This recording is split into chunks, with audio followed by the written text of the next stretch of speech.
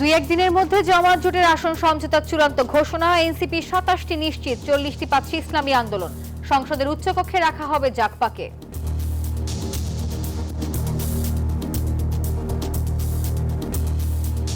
আমাদের নেতৃবৃন্দ এই বিষয়গুলো ধারাবাহিকভাবে আলোচনা করছেন।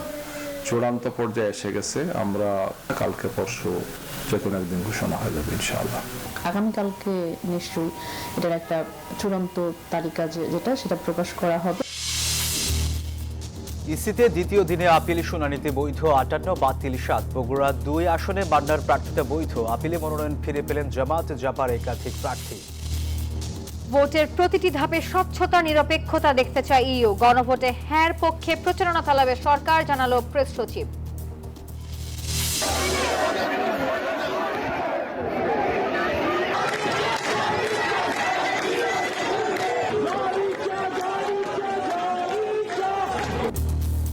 বিক্ষোভে উত্তাল ইরান। হতাহতের চাপে বিপর্যস্ত চিকিৎসা ব্যবস্থা। শাসক বদলে সহায়তায় প্রস্তুত যুক্তরাষ্ট্র, বললেন ট্রাম্প। এবং বিশ্বকাপ ক্রিকেট নিয়ে আইসিসি এখনো কোনো ইমেল পায়নি বিসিবি। ক্রিকেটের স্বার্থে অপেক্ষার কথা জানিয়েছেন সাবেক অধিনায়ক হাবিবুল বাশার। স্বাগত নিউজ 24 সংবাদে। দর্শক, পুরো সংবাদে আপনাদের সাথে আছি আমরা দুজন। আমি সোহাগ বক্স এবং আমি নাফিসা হক। দর্শক দেখছিলেন সুপার বোর্ড সংবাদ শিরোনাম। এবার যাচ্ছি পুরো খবরে। 2-1 দিনের মধ্যেই জামাত, এনসিপি সহ 11 দলীয় নির্বাচনী জোটের আসন বন্টনে আসছে চূড়ান্ত ঘোষণা। আর এর মধ্যে 200 আসন রেখে জোট শরিকদের 100 আসন ছাড়তে যাচ্ছে জামাত, যার মধ্যে ইসলামী আন্দোলন পেতে পারে 40 থেকে 45টি, এনসিপি 27 থেকে 30, খেলাফত মজলিস 13 এবং বাংলাদেশ খেলাফত মজলিস 7টি আসন। জোটের আরেক শরিকের উচ্চকক্ষে আসন দিয়ে খুশি রাখতে চায় জামাত ইসলামী। দর্শক, তাওহিদুল ইসলামের প্রতিবেদনে থাকছে এ নিয়ে বিস্তারিত। জুলাই সনদ আর গণভোট ইস্যুতে রাজপথে জামায়াতের সাথে থাকা 8 রাজনৈতিক দল অবশেষে নির্বাচনী মাঠে।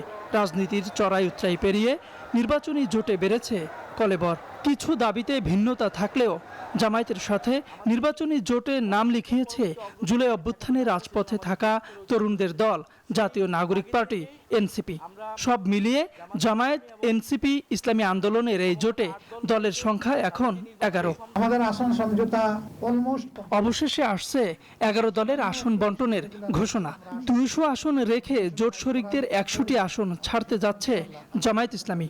এর মধ্যে ইসলামী আন্দোলনকে 40 থেকে 45টি আসন, এনসিপিকে 27 থেকে 30, খেলাফত মজলিস 13, বাংলাদেশ খেলাফত মজলিস 7 আর এলডিপি 6 থেকে 7 ও এবি পার্টিকে 2 থেকে 3টি আসন ছাড় দিচ্ছে জামায়াত। জোটের আরেক শরিক জাকপাকে উচ্চকক্ষে আসন দিয়ে খুশি রাখতে চায় জামায়াত ইসলামী। চূড়ান্ত কথাটা এখনই আমরা বলছি না, কারণ জামায়াত নেতারা বলছেন, একটি রাজনৈতিক দলের অতিরিক্ত চাহিদার কারণেই বিলম্ব হচ্ছে চূড়ান্ত ঘোষণা। চূড়ান্ত পর্যায়ে এসে গেছে। আমরা 2-1 দিনের মধ্যেই আমরা মনে করেছিলাম যে আজকে হয়তো ঘোষণা দিয়ে দিতে পারবো। তো মনে হচ্ছে যে আজকে হবে না, কালকে পরশু যে কোনো একদিন ঘোষণা হয়ে যাবে ইনশাআল্লাহ। 11 দলের আসন সমন্বয় করা এটা একবার সহজ কাজ না। এখন 2টা আসন 10টা আসনের জন্য, একটা আসনের জন্য ভিন্ন হবে, এটা আমরা মনে করি না। জোটের কাছে প্রত্যাশা আরও বেশি থাকলেও এখন পর্যন্ত 27টি আসনে প্রার্থী চূড়ান্ত করেছে এনসিপি। যারা আসলে প্রার্থী হিসেবে মনোনীত হচ্ছেন তাদের একটা তালিকা আজকে অথবা কালকে, এই 2-1 দিনের মধ্যে আমরা ঘোষণা করব। প্রাথমিকভাবে 25 জনের মনোনীত প্রার্থীর একটি তালিকা প্রকাশ করা হবে। দেশের নির্বাচনী ইতিহাস বলছে, এককভাবে কখনো বড় ম্যাজিক দেখাতে পারেনি জামায়াত। তবে জোট ভাগ্য তাদের সবসময় ভালো। তাই জুলাই অভ্যুত্থান পরবর্তী বাংলাদেশে জামায়াতের নেতৃত্বে নতুন জোটের ফলাফলের দিকে নজর থাকবে সবার। তাওহিদুল ইসলাম, নিউজ 24, ঢাকা। বাংলাদেশ জামাতে ইসলামীর আমির ডাক্তার শফিকুর রহমানের সঙ্গে সাক্ষাৎ করেছেন জাতীয় নাগরিক পার্টি এনসিপির আহ্বায়ক নাহিদ ইসলাম। রবিবার সকাল 11টায় জামাত আমির ডাক্তার শফিকুর রহমানের বাসভবনে এই সাক্ষাৎ অনুষ্ঠিত হয়। আর এ সময় তারা আসন্ন জাতীয় সংসদ নির্বাচন ও সাম্প্রতিক রাজনৈতিক পরিস্থিতির সামগ্রিক পরিস্থিতি নিয়ে আলোচনা করেন। আর এছাড়াও 11 দলীয় আসন সমঝোতায় জামাতের সাথে রয়েছে এনসিপি। ত্রয়োদশ জাতীয় সংসদ নির্বাচন ঘিরে মনোনয়নপত্র বাছাইয়ে রিটার্নিং অফিসারের সিদ্ধান্তের বিরুদ্ধে আপিল শুনানির দ্বিতীয় দিনে 58টি আবেদন মঞ্জুর করেছে নির্বাচন কমিশন। সেই সঙ্গে 7টি আবেদন নামঞ্জুর ও 6টি আবেদন অপেক্ষমান রাখা হয়েছে। আপিলে মনোনয়ন ফিরে পেলেন বগুড়ায় 2-এর নাগরিক ঐক্যের প্রার্থী মাহমুদুর রহমান মান্না। মবের ভয়ে রিটার্নিং কর্মকর্তারা জাপা ও নাগরিক ঐক্যের প্রার্থীদের মনোনয়ন বাতিল করেছে বলে অভিযোগ করেছেন নেতারা। আর এদিকে সীমানা জটিলতায় আটকে থাকা কুমিল্লা 2 আসনে নির্বাচনে আর কোনো বাধা নেই বলে জানিয়েছে চেম্বার আদালত। দোরগোড়ায় ত্রয়োদশ জাতীয় নির্বাচন, নানা জটিলতায় মনোনয়ন থেকে ছিটকে পড়াদের ভিড় এখন ইসিতে। দ্বিতীয় দিনে 71 থেকে 140 নম্বর পর্যন্ত আপিলের শুনানি হয়। এর মধ্যে প্রার্থিতা ফিরে পেয়েছেন বগুড়া 2 আসনের নাগরিক ঐক্য মনোনীত প্রার্থী মাহমুদুর রহমান মান্না। মনোনয়ন ফেরত পেয়েছেন চাঁদপুর 2 আসনে জামায়াত প্রার্থী আব্দুল মনির ও জামালপুর 3 আসনে মুজিবুর রহমান আজাদি। মবের ভয়ে জাতীয় পার্টি ও নাগরিক ঐক্যর প্রার্থীদের মনোনয়ন বাতিল করা হয়েছে বলে অভিযোগ করেছেন দলগুলোর নেতারা। মবতন্ত্র রিটার্নিং কর্মকর্তাকে ডমিনেট করেছে এবং যে কারেক্টগুলো তারা করতে পারতেন, বলতে পারতেন, অ্যালাউ করতে পারতেন, মবের ভয়ের কারণে তারা করতে পারেনি। আমাকে বিরোধিতা করবার জন্য যে মবক্রাসি করা হয়েছে, এটা ইলওমেন এক কথায় খুবই একটা অশুভ ইঙ্গিত, যার কারণে আমি মনে করি জেলা প্রশাসক নিজে বিচলিত হয়ে সামাল দেবার জন্য মনে করেছেন একটা খারাপ পরিস্থিতি হবার চাইতে বিষয়টা নির্বাচন কমিশনে যাওয়াই ভালো, না হলে এটা বাতিল করবার কোনো কারণ ছিল না। তবে আপিলে মনোনয়ন ফিরে পাওয়ায় বেশিরভাগ প্রার্থী সমর্থকরা জানান সন্তুষ্টি। আপিলে আজকের আমার মনোনয়নপত্র বৈধ বলে ঘোষণা করছেন। তাড়াহুড়া করতে গিয়ে আমার 20 নম্বর পৃষ্ঠায় স্বাক্ষর হয়নি বিধায় আমার মনোনয়নপত্রটি রিটার্নিং কর্মকর্তা বাতিল করেছিল। আপিলেটে আমি বৈধতা পেয়েছি। হলফনামা অঙ্গীকারনামায় দস্তখত করা হয়েছিল না, এই জন্য বাতিল হয়েছিল। পরবর্তীতে সংশোধন করে আপিল করি, আজকে আল্লাহ রহমতে সেটা বৈধতা পেয়েছে। এদিকে সীমানা জটিলতায় আটকে থাকা কুমিল্লা 2 আসনে নির্বাচনে আর বাধা নেই বলে জানিয়েছেন চেম্বার আদালত। চেম্বার জজ আমাদের এই আবেদন শুনে ইসির যে সিদ্ধান্ত সেটাকে বহাল রেখেছে এবং দাউদকান্দি 1, দাউদকান্দি এবং মেঘনা এবং কুমিল্লা 2, হোমনা এবং তিতাস বহাল রেখেছেন। এদিকে সকালে ত্রয়োদশ জাতীয় সংসদ নির্বাচন ও গণভোটকে সামনে রেখে সেনাবাহিনী সহ আইন শৃঙ্খলা বাহিনীর 16টি সংস্থার সাথে বৈঠক করে নির্বাচন কমিশন। ইসি আবুল ফজল মোহাম্মদ সানাউল্লাহর নেতৃত্বে সংস্থাগুলোর সাথে প্রতিনিধিদের এই বৈঠক হয়। সামিয়া মাহতাব রোজা, নিউজ 24, ঢাকা। জাতীয় পার্টি ও জাতীয় গণতান্ত্রিক ফ্রন্ট এনডিএফ প্রার্থীদের প্রার্থিতা কেন অবৈধ ঘোষণা করা হবে না তা জানতে চেয়ে রুল জারি করেছেন হাইকোর্ট। আগামী 2 সপ্তাহের মধ্যে জবাব দিতে হবে নির্বাচন কমিশনকে। রিটের প্রাথমিক শুনানি শেষে রবিবার এই রুল জারি করেন উচ্চ আদালত। গত 7 জানুয়ারি জাতীয় পার্টি ও জাতীয় গণতান্ত্রিক ফ্রন্টকে নির্বাচন থেকে বিরত রাখতে চেয়ে করা রিটের শুনানি 11 জানুয়ারি পর্যন্ত মুলতবি করেন হাইকোর্ট।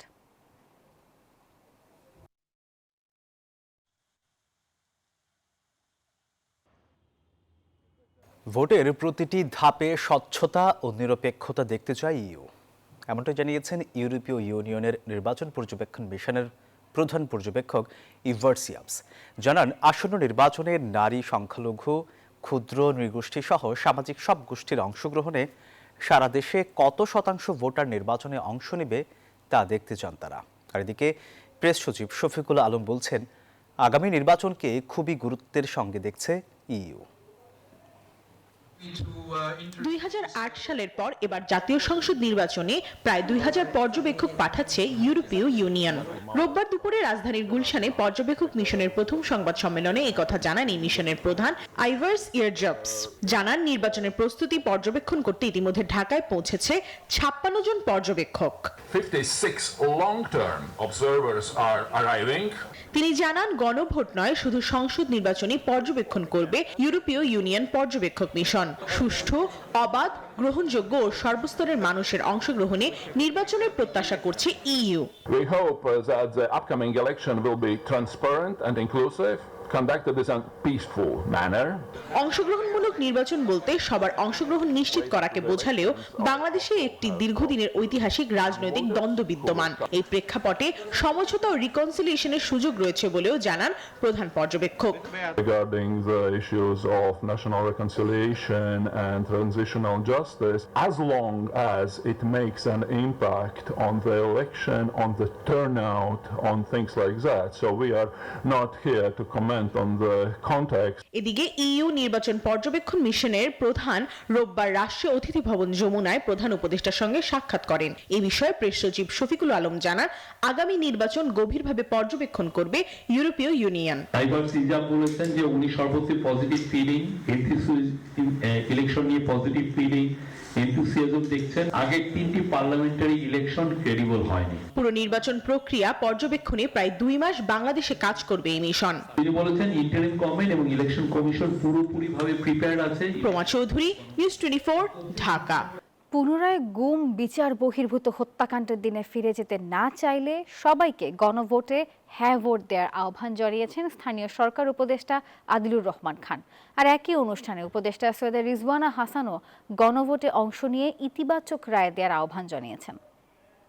গণভোটে অবশ্যই সকলে অংশ নেবেন এবং যদি সত্যি সংস্কার চান তাহলে উত্তরটা আমাদেরকে হ্যাঁ বলতে হবে।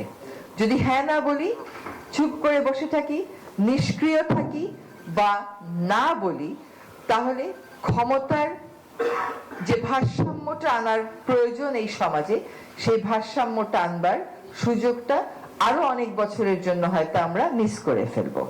বিচার বহির্ভূত হত্যাকাণ্ড, নির্যাতন এবং আয়নাঘরের দিনগুলোতে ফিরে যেতে না চাই, আমাদের গণভোটের পক্ষে অবস্থান নিতে হবে। এনসিপি গণভোটে হ্যাঁ জয়যুক্ত করতে আসন ভিত্তিক পৃথক কর্মপদ্ধতি গ্রহণ করেছে। যেসব আসনে এনসিপির নিজস্ব প্রার্থী রয়েছে সেখানে সংশ্লিষ্ট প্রার্থীর নেতৃত্বেই গণভোটে হ্যাঁ ভোট নিশ্চিত করতে ব্যাপক প্রচারণা পরিচালিত হবে। টিকে কেন্দ্র করে গণভোটের জন্য আমরা একজন করে নেতৃত্ব আসলে তুলে আনবার চেষ্টা করব 270টি আসন থেকে। কিশোরগঞ্জ 5 আসনের প্রার্থী সৈয়দ এহসানুল হুদার বিরুদ্ধে রাতারাতি হলফনামায় পরিবর্তন এবং জাল জালিয়াতির অভিযোগ উঠেছে। তার প্রতিপক্ষ প্রার্থীর অভিযোগ, নির্বাচন কমিশনের ওয়েবসাইটে প্রথমে আপলোড করা হলফনামার 11 জায়গায় অসঙ্গতির তথ্য গণমাধ্যমে আসার পর 7 জানুয়ারি আপিল হয় কমিশনে। শেখ মুজিবুর রহমান ইকবালের অভিযোগ, আপিল নিষ্পত্তি না করেই ওয়েবসাইটে জাল জালিয়াতি করে নতুন হলফনামা আপলোড করা হয়েছে। আর এই ক্ষেত্রে কমিশনের নিরপেক্ষতা নিয়ে তৈরি হয়েছে প্রশ্ন। বিস্তারিত ডেস্ক রিপোর্টে। কিশোরগঞ্জ 5 আসনে নাটকীয়ভাবে প্রার্থী পরিবর্তন ও শেষ মুহূর্তে হলফনামা নিয়ে আইনি জটিলতায় আসনটি এখন বিতর্কে জর্জরিত। শুরুতে এই আসনে মনোনয়ন দেয়া হয়েছিল উপজেলা বিএনপির সভাপতি শেখ মুজিবুর রহমান ইকবালকে, তবে সেই সিদ্ধান্ত পরিবর্তন করে বিএনপি। নিজ দল বিলুপ্ত করে আসা সৈয়দ এহসানুল হুদাকে সেই আসনে প্রার্থিতা দেয় মির্জা ফখরুল ইসলাম আলমগীর। প্রার্থী পরিবর্তন প্রতিবাদ নিয়ে যখন জটিলতা চলছে, তখন নতুন মোড় আসে সৈয়দ এহসানুল হুদার দাখিলকৃত হলফনামার সামনে আসায়। সৈয়দ এহসানুল হুদা যে হলফনামা নির্বাচন কমিশনে জমা দিয়েছেন, সেই হলফনামায় মোট 11টি তথ্যের ত্রুটি দেখা যায়। 3 নম্বর কলামের খ অনুচ্ছেদে ভুল তথ্য, গ অনুচ্ছেদে অসম্পূর্ণ তথ্য এবং 7 নম্বর কলামের ক অনুচ্ছেদে ভুল তথ্য দেয়া হলফনামা নিয়ে একাধিক সংবাদ মাধ্যমে প্রতিবেদনও প্রকাশিত হয়। তবে এসব প্রতিবেদন প্রকাশের পরপরই রাতারাতি আগের হলফনামাটি সরিয়ে নতুন একটি হলফনামা পুনরায় আপলোড করা হয় বলে অভিযোগ উঠেছে। এদিকে তথ্যে গড়মিল থাকার অভিযোগ তুলে দলেরই সাবেক মনোনীত প্রার্থী শেখ মুজিবুর রহমান ইকবাল আনুষ্ঠানিকভাবে বিএনপি মনোনীত প্রার্থী সৈয়দ এহসানুল হুদার মনোনয়ন বাতিলের দাবি জানিয়ে অভিযোগ দায়ের করেছেন। শেখ মুজিবুর রহমান ইকবাল বলেন, হলফনামা সঠিকভাবে পরীক্ষা করলে এই মনোনয়ন বৈধ হওয়ার কোনো সুযোগ নেই। যে কোনোভাবে হোক সে ওই তার অবৈধ এবং হলফনামাবিহীন নোটারি করা হলফনামাটি বদলায় আবার পুনরায় জালিয়াতির মাধ্যমে নোটারি করে আবার একটি হলফনামা ঢুকে দিয়েছে। নির্বাচন কমিশন দিয়ে জালিয়াতি হয়, তাহলে আমরা ভোট গ্রহণ করলে আমাদের ভোট যে পরিবর্তন, রেজাল্ট যে পরিবর্তন হবে না, তার কি গ্যারান্টি আছে? এ বিষয়ে জেলা রিটার্নিং কর্মকর্তাকে প্রশ্ন করা হলে তিনি বলেন, স্ক্রুটিনির ক্ষেত্রে আমরা শতভাগ ফেয়ার থেকে একদম নিরপেক্ষ থেকে আমরা স্ক্রুটিনি করছি। স্ক্রুটিনির ক্ষেত্রে আসলে কোনো প্রকার কোনো সমস্যা আমার তরফ থেকে হয়নি বা আমাদের কারো তরফ থেকে না। এই বিতর্কিত মনোনয়ন পত্র নিয়ে কমিশন শেষ পর্যন্ত কি সিদ্ধান্ত নেয় সেদিকেই এখন তাকিয়ে আছেন স্থানীয় ভোটার ও রাজনৈতিক বিশ্লেষকরা। Desk report, news 24। বাংলাদেশ একটি বড় ধরনের অর্থনৈতিক সংস্কারের সুযোগ হারিয়েছে। অন্তর্বর্তী সরকার উত্তরাধিকার সূত্রে পাওয়া ভঙ্গুর অর্থনীতিতে সামষ্টিক স্থিতিশীলতা, রিজার্ভের সুরক্ষা নিশ্চিত করতে পারলেও বিনিয়োগ, কর্মসংস্থান বাড়ানো এবং কাঠামোগত সংস্কারের ক্ষেত্রে প্রত্যাশিত লক্ষ্যমাত্রা অর্জন করতে পারেনি, এমন মন্তব্য করেছেন বেসরকারি গবেষণা প্রতিষ্ঠান পলিসি এক্সচেঞ্জ বাংলাদেশের চেয়ারম্যান ডক্টর এম মাসরুর মিরিয়াজ। 2022 থেকে 2024 এই সময়ে খাদের কিনারায় এসে দাঁড়ায় দেশের অর্থনীতি। 2 বছরে টাকার মান কমেছে 40%, বৈদেশিক মুদ্রার নেট রিজার্ভ 48 বিলিয়ন থেকে কমে দাঁড়ায় 19 বিলিয়ন ডলারে, মূল্যস্ফীতি উঠে যায় 14%। এতে সাধারণ মানুষের জীবনযাত্রায় মারাত্মক চাপ সৃষ্টি হয়। ঢুকতে থাকা সে অর্থনীতিকে পুনরুদ্ধারের চ্যালেঞ্জ নিয়ে 2024 সালের আগস্টে ক্ষমতায় আসে ডক্টর ইউনূসের নেতৃত্বে অন্তর্বর্তী সরকার। কিন্তু ক্ষমতা ছাড়া দ্বারপ্রান্তে দাঁড়িয়ে তা কতটা বাস্তবায়ন করতে পেরেছে তারা? সামষ্টিক অর্থনীতির স্থিতিশীলতায় তুলনামূলক ভালো করেছে বর্তমান সরকার, যেখানে বড় ভূমিকা রেখেছে বাংলাদেশ ব্যাংকের নেতৃত্ব এবং সময়োপযোগী বলিষ্ঠ সিদ্ধান্ত। তবে আর্থিক খাতে সুশাসনের ক্ষেত্রে সাফল্য খুবই সামান্য। ব্যাংকিং খাতে রাজনৈতিকভাবে প্রভাবিত মালিকানার মাধ্যমে যে লুটপাট চলছিল সেটি অনেকাংশে বন্ধ করা গেছে। তবে সরকারি বিনিয়োগ, আমলাতান্ত্রিক জটিলতা, আইনের প্রয়োগ কিংবা বাজার তদারকি এমন সুশাসনের ক্ষেত্রগুলোতে হয়নি কাঙ্ক্ষিত অগ্রগতি, যার নেতিবাচক প্রভাব পড়েছে মূল্যস্ফীতি এবং ব্যবসায়িক পরিবেশে। প্রবৃদ্ধি ও কাঠামোগত সংস্কার ও কর্মসংস্থানের ক্ষেত্রে এই সরকারের ব্যর্থতা সবচেয়ে বড় হয়ে দেখা দিয়েছে। অর্থনীতিবিদ মাসরুর রিয়াজ বলছেন, সংস্কারের এক বড় সুযোগ হারিয়েছে বাংলাদেশ। অন্তর্বর্তী সরকারের আরেকটি বড় দুর্বলতা অংশীজনদের সাথে যোগাযোগের অভাব। ব্যবসায়ী সংগঠন, শিল্প উদ্যোক্তা কিংবা রপ্তানিকারক, এমনকি রাজনৈতিক দলগুলোকেও অনেক ক্ষেত্রে যথাযথভাবে সম্পৃক্ত করা হয়নি। বর্তমানে ব্যবসায়ীরা তো আগের অনিয়মের এবং আজকে বর্তমানে যে অবস্থা সবকিছু দায়ভার একসাথে নিচ্ছে। সেখানে আপনি কি নতুন কোনো উদ্যোগ নিয়েছেন যারা এক্সিস্টিং ব্যবসায়ী যারা আছে তাদেরকে শক্তিশালী করার জন্য? এই যে গ্যাপটা বেসরকারি খাত এবং সরকারের সাথে যে একটা গ্যাপ হয়ে গেছে, এই গ্যাপটার কারণে গত 1.5 বছরে সবচেয়ে বেশি দুশ্চিন্তা বেড়েছে বেকারত্ব এবং কর্মসংস্থান সৃষ্টি না হওয়ায়। এই সময়ে বন্ধ হয়েছে 200-রও বেশি পোশাক কারখানা, কমেছে রপ্তানি। সব মিলে সময় শেষ হয়ে গেলেও অর্থনীতির কাঙ্ক্ষিত পুনরুদ্ধারের প্রত্যাশা পূরণে অনেকটাই দূরে দাঁড়িয়ে অন্তর্বর্তী সরকার। হোসেন শাহাদাত, নিউজ 24, ঢাকা। বাজার দরের চেয়ে বেশি দামে জমি কেনার অভিযোগ উঠেছে সিটি ব্যাংকের বিরুদ্ধে। 345 কোটি টাকা ব্যয়ে ঢাকার গুলশান এভিনিউতে কেনা হচ্ছে 20 কাঠা জমি, যেখানে নির্মাণ করা হবে 28 তলা ভবন, আর সব মিলে ব্যয় হবে 1200 কোটি টাকা। ব্যাংকিং খাতের এমন সংকটময় সময়ে অবকাঠামো খাতে বড় অঙ্কের বিনিয়োগ নিয়ে এখন প্রশ্ন তুলেছেন বিশ্লেষকরা। তাছাড়া বেশি দামে জমি কেনার পেছনে কোনো অনিয়ম রয়েছে কিনা তা খতিয়ে দেখার অবকাশ রয়েছে বলেও মনে করছেন তারা। 1983 সালে যাত্রা শুরু সিটি ব্যাংকের। 2009 সাল থেকে রাজধানীর গুলশান এভিনিউতে 20 কাঠা জমির উপর 8 তলা ভবনে ছিল ব্যাংকটির প্রধান কার্যালয়। কিন্তু স্থান সংকুলন না হওয়ায় পুরনো ভবনটি ভেঙে নতুন ভবন নির্মাণের উদ্যোগ নেওয়া হয়। পরিচালনা পর্ষদের সিদ্ধান্ত হয় কেনা হবে পাশের 20 কাঠা জমিও। মোট 40 কাঠা নির্মিত হবে 28 তলা ভবন। এর জন্য ব্যয় ধরা হয়েছে 1200 কোটি টাকা। কিন্তু ব্যাংকিং খাতের এমন টালমাটাল সময়ে কেন অবকাঠামো খাতে এত ব্যয় করছে সিটি ব্যাংক, তা নিয়ে উঠছে প্রশ্ন। যদি কোনো ব্যাংক নিয়মের মধ্যে থেকে কিছু করে, সেটা বিনিয়োগ যে কোনো জায়গায় বিনিয়োগ হোক না কেন, তাহলে তো আর কোনো সমস্যা নাই। কিন্তু সেটা আবার করতে যেয়ে যদি মনে করেন যে গ্রাহকদের সেবা দিতে পারছে না, যারা ঋণ নিতে চায়, বিনিয়োগ করতে চায়, তাদের জন্য কোনো সেবা পাচ্ছে না, কিংবা আমানতকারী তার টাকা তুলতে পারছে না, সেই ধরনের কোনো সমস্যা হলে তাহলে তো আর সেগুলো পারমিসেবল না। কিন্তু এর চেয়ে বড় প্রশ্ন দেখা দিয়েছে জমির মূল্য নিয়ে। খোঁজ নিয়ে জানা গেছে গুলশান এভিনিউতে প্রতি কাঠা কমার্শিয়াল জমি কম বেশি 8 কোটি টাকায় কেনাবেচা হচ্ছে, যেখানে সিটি ব্যাংক জমি কিনছে প্রতি কাঠা 17 কোটি 25 লাখ টাকায়। সেই হিসেবে বাজার মূল্যের চেয়ে বেশি দামে কেনা হচ্ছে এই জমি। মূল্যের বেশি দামে যদি কেনা হয় এবং অতিরিক্ত টাকা যদি পাওয়া যায়, তো সেই ক্ষেত্রে এটা একটা অবকাশ থাকে, সেই ক্ষেত্রে এখান থেকে বেনিফিট নেয়ার প্রচেষ্টা হয়েছে কিনা, সেই ক্ষেত্রে বেশি দামের বিক্রিটা ক্রেতা পেয়েছে কিনা, এবং এটা রিজনেবলি কত দামে পাওয়া উচিত, এবং সেখানে একটা তদন্তের অবকাশ থাকে যে সেখানে কোনো রকম দুর্নীতি হয়েছে কিনা। এই জমি কেনা ও ভবন নির্মাণের বিষয়টি এরই মধ্যে রাজুক ও বাংলাদেশ ব্যাংকের অনুমোদনও পেয়েছে city bank. Desk report, news 24। দর্শক, আর এই ছিল নিউজ 24 সংবাদে। এতক্ষণ সঙ্গে থাকার জন্য ধন্যবাদ সবাইকে।